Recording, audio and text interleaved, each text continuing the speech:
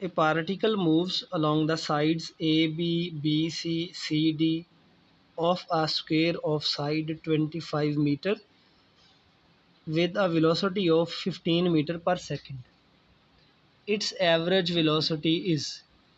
ये चार ऑप्शन दिए हुए हैं, हमने देखना है कि एवरेज वेलोसिटी क्या है।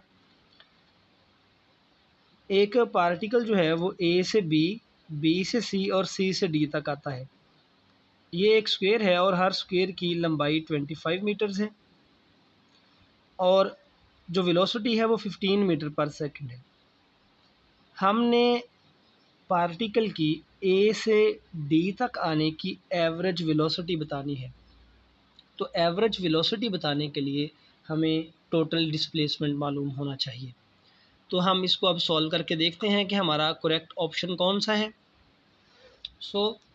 मैं एक दफ़ा फिर से ये डायग्राम बना लेता हूँ जो गिवन है। ये एक स्क्वायर है जैसा कि डायग्राम में दिखाया हुआ। तो ये इसका पॉइंट ए और ये बी। ए से बी तक डिस्टेंस है 25 मीटर्स, बी से सी तक भी डिस्टेंस 25 मीटर्स है और सी से डी तक आते हुए डिस्टेंस भी 25 मीटर्स है। तो हमने एवरेज वेलोसिटी बतानी है तो हमें मालूम होना चाहिए कि पार्टिकल ने कितना डिस्प्लेसमेंट कवर किया। तो इनिशियल पॉइंट से फाइनल पॉइंट तक स्ट्रेट लाइन में जो डिस्टेंस है वो डिस्प्लेसमेंट कहलाएगा। तो ये डिस्प्लेसमेंट बनता है ए से डी, ये वाला ये डिस्प्लेसमेंट है। क्योंकि ये एक स्क्वायर है और स्क्वायर की हर साइड की लंबाई 25 मीटर्स है, तो ए से डी तक डिस्प्लेसमेंट की जो मैग्नीट्यूड है वो भी 25 मीटर्स बनती है। सो ए से डी तक डिस्प्लेसमेंट की मैग्नीट्यूड हमें मालूम है 25 मीटर्स।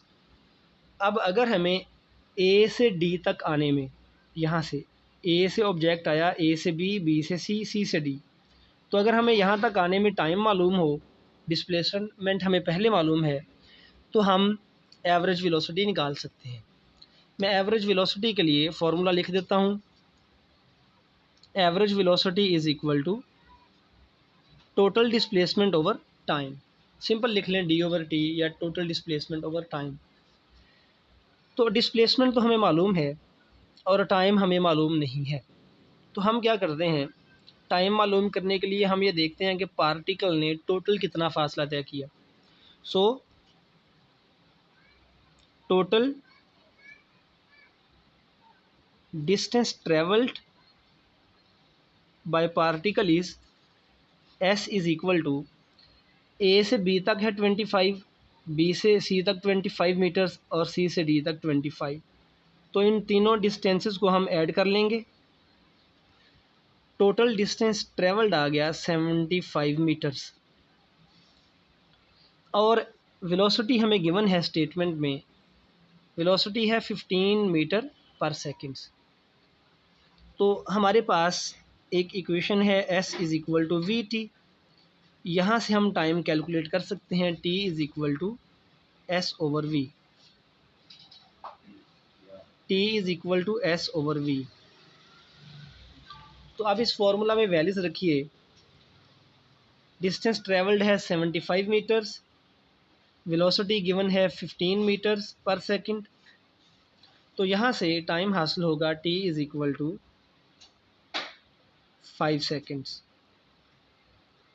अब हमें टाइम भी मालूम है, ये टाइम निकाल लिया और हमें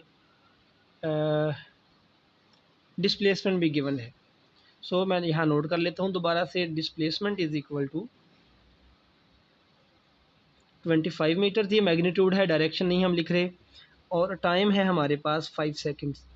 तो हम एवरेज वेलोसिटी निकाल सकते हैं। एवरेज वेलोसिटी है displacement over time, that is 25 over 5।